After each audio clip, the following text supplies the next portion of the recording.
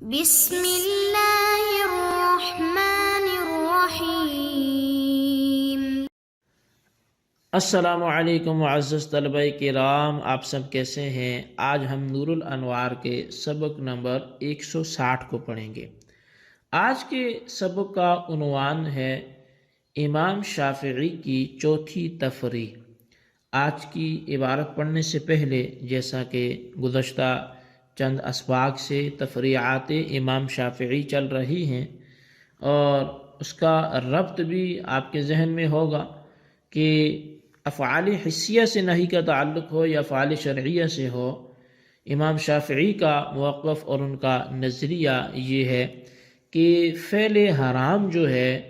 وہ امر ممنوع جو ہے وہ امر مشروع کا سبب نہیں بن سکتا۔ تو اسی پر وہ بطور تفریح کے ایک چوتھا مسئلہ بیان فرماتے ہوئے آپ کے موقف کو ماتن علیہ رحمہ یوں لکھتے ہیں کہ وَلَا يَمْلِكُ الْكَافِرُ مَالَ الْمُسْلِمِ بِالْإِسْتِيلَاءِ، اور تسلط کی وجہ سے کافر مسلمان کے مال کا مالک نہیں ہوگا۔ تفریع رابع للشافعی،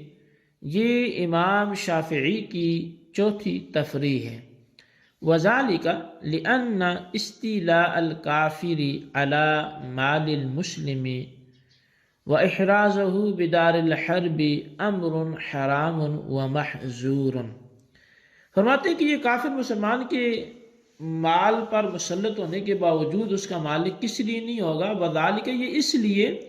کہ لأن الاستیلاء الکافر سے اس کا بتاتے ہیں کہ کافر کا مسلمان کے مال پر مسلط ہونا اور مسلمان کے مال کو دار الحرب میں جمع کرنا یہ ایک حرام کام اور ممنوع فعل ہے۔ فلا يصلح ان يكون سببا لملکہ، تو چونکہ یہ ایک حرام اور ممنوع فعل ہے لہذا یہ فعل اس کی ملک کا سبب نہیں ہوگا۔ وعندنا یکون ذالک سببا لملکہ، جبکہ ہمارے نزدیک یہ اس کی ملک کا سبب ہوگا۔ لأن الحفظ انما یکون بالملک او بالید، اس لیے کہ جو ملکیت ہوتی ہے وہ مال کی حفاظت یا قبضے سے ہوتی ہے۔ فَإِذَا أَخَذُوهُ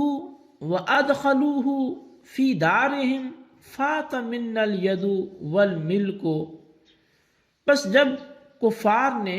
مسلمان کا مال لے لیا اور اس کو دار الحرب میں داخل بھی کر لیا تو ہم سے ملک اور قبضہ یہ دونوں ہی فوت ہو گئے۔ فَكَانَ اسْتِيلَاؤُهُمْ عَلَى مَحَلٍ غَيْرِ مَعْصُومٍ بَقَاءً وَإِنْ كَانَ مَعْصُومًا ابْتِدَاءً فَيَمْلِكُونَهُ، پس لہذا ان کا تسلط بقاءً محل غیر محفوظ پر ہوا،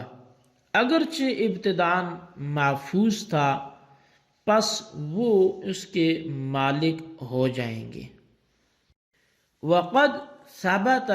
ذلك من اشارت قوله تعالى للفقراء المهاجرين الذين اخرجوا من ديارهم واموالهم، اور تحقیق یہ بات اللہ تبارک و تعالیٰ کے اس فرمان کے اشارے سے بھی ثابت ہوتی ہے جس میں للفقراء المہاجرین الذین اخرجوا من دیارہم واموالہم، اللہ تبارک و تعالیٰ نے فرمایا لأنہم کانوا میاسیر بمکہ تھا، اس لیے کہ یہ سارے لوگ مکے میں تو مالدار تھے۔ وإنما سموا فقراء، اور آیت میں ان کو فقراء بولا گیا، مہاجرین وہ جو ان کے گھروں سے نکالے گئے اور اپنے اموال سے تو للفقراء المہاجرین فرمایا فقراء ان کو کہا گیا لاستیلاء الکفار علی مالہم، کافروں کے ان کے مال پر تسلط کرنے کی وجہ سے۔ جی طلبہ کرام، یہ ہمارے آج کے سبق کی عبارت اور اس کا ترجمہ تھا۔ آئیے آج کے سبق کی وضاحت کیا ہے، تشریح کیا ہے، اس کی طرف بڑھتے ہیں۔ جیسا کہ یہ بات پہلے عرض کر دی گئی کہ اس عبارت میں امام شافعی علیہ رحمہ کی چوتھی تفریع مذکور ہے، یعنی اگر کافر مسلمان کے مال پر تسلط اور غلبہ پا کر اس کو اپنے قبضے میں کر لے تو کافر اس مال کا مالک ہوگا یا نہیں ہوگا؟ امام شافعی فرماتے ہیں کہ وہ کافر اس مال کا مالک نہیں ہوگا جو مسلمان سے اس نے زبردستی لیا ہے۔ اور اس کی دلیل امام شافعی کی طرف سے وہ یہ ہے کہ کافر کا مسلمان کے مال پر تسلط حاصل کر کے اس کو دارالحرب میں محفوظ کر لینا یہ ایک ممنوع فعل ہے اور حرام فعل ہے۔ اور مال کا مالک ہونا یہ تو ایک امر مشروع ہے اور نعمت ہے کہ بندہ کسی چیز کا مالک ہو اور اس کو ملکیت حاصل ہو، اور یہ بات ہم پہلے کر چکے کہ فعل ممنوع، فعل حرام یہ کسی امر مشروع کا سبب نہیں ہوتا، تو لہٰذا کافر کا مسلمان کے مال پر تسلط پانا بھی کافر کے مالک ہونے کا سبب نہیں ہوگا، اور مسلمان کے مال پر تسلط پانے کی وجہ سے کافر اس مال کا مالک نہیں ہوگا، چونکہ اس کا مالک ہونا، ملک حاصل ہونا ایک نعمت ہے اور امر مشروع ہے، اور مال مسلم پر یوں تسلط کرنا یہ ایک فعل ممنوع اور حرام ہے، لہٰذا فعل ممنوع اور حرام اس فعل مشروع کا سبب نہیں ہوگا۔ یہ مذہب تھا جی امام شافعی کا، اور یہ ان کی چوتھی تفریع تھی۔ جبکہ احناف اس بارے میں کیا فرماتے ہیں؟ تو ہمارے نزدیک یعنی احناف کے نزدیک کافر کا یہ تسلط اس کے مالک ہونے کا سبب ہو جاتا ہے، یعنی اس تسلط کی وجہ سے کافر مسلمان کے مال کا مالک ہو جائے گا، اور اس کی دلیل یہ ہے کہ مال کی عصمت اور حفاظت یہ ملک کے ذریعے ہوتی ہے یا پھر قبضے کے ذریعے ہوتی ہے، دو ہی طریقے ہیں۔ اور بقول یہاں پر علماء کے یا واضحین کے تو وہ یہ ہے کہ دارالاسلام کے ذریعے مال کی حفاظت ہوتی ہے یا پھر قبضے کے ذریعے، لیکن جب کفار نے مسلمان کا مال دارالاسلام سے لے کر دارالحرب میں داخل کر لیا تو مسلمان کا قبضہ بھی فوت ہو گیا اور اس کی ملک بھی فوت ہو گئی، یا پھر مسلمان کا جو مال ہے وہ دارالاسلام میں ہی نہ رہا، وہ تو دارالحرب میں چلا گیا۔ بس جب مسلمان کا قبضہ اور ملک دونوں فوت ہو گئے تو یہ مال غیر معصوم اور غیر محفوظ ہو گیا، اور کافر کا تسلط ایک غیر معصوم اور غیر محفوظ مال پر ہوا، اور غیر معصوم مال پر کافر کا تسلط پانا یہ ممنوع اور حرام تو نہیں ہے، بلکہ مسلمان کے مال معصوم پر تسلط پانا اور یہ ممنوع اور حرام ہے۔ حاصل یہ کہ مسلمان کا مال ابتداً یعنی کافر کے تسلط سے پہلے اگرچہ معصوم تھا، لیکن بقان دیکھا جائے تو کافر کا تسلط ایسے مال پر ہوا جو غیر معصوم اور غیر محفوظ ہے۔ تو غیر معصوم مال پر کافر کا تسلط چونکہ ممنوع نہیں ہے بلکہ مباح ہے، اس لیے کفار مسلمان کے مال پر تسلط پانے سے مسلمان کے مال کے مالک ہو جائیں گے، اور اس مالک ہونے کا سبب وہ فعل ممنوع نہیں ہوگا بلکہ فعل مباح یعنی غیر محفوظ مال پر تسلط پانا اس کا سبب ہوگا۔ شارح فرماتے ہیں کہ تسلط کی وجہ سے کافر مسلمان کے مال کا مالک ہونا